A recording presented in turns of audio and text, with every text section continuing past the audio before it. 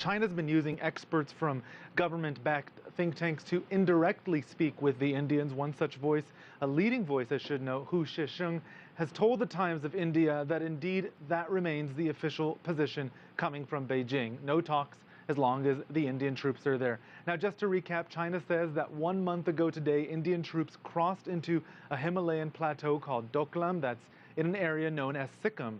A Chinese construction firm, reinforced by a team of unarmed Chinese soldiers, had been building a road through the valley, a road that China insists was being built peacefully and on sovereign soil.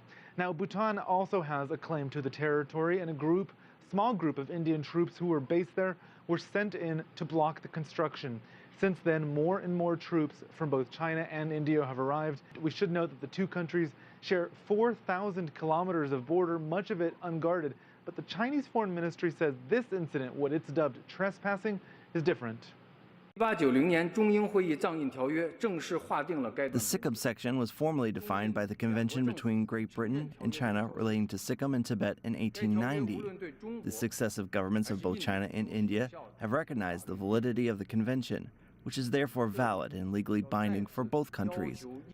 Well, meanwhile, Delhi is standing its ground, but insists the standoff will be resolved without any, quote, muscle flexing.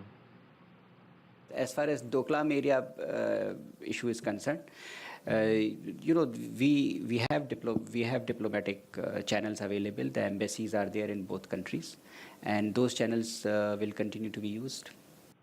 Still, for many on both sides, the confrontation is a reminder of the month-long war the two countries fought more than 50 years ago, again over a road. And one of the big questions here is, how does each side take a step back without seeming like they're retreating in the eyes of their own people?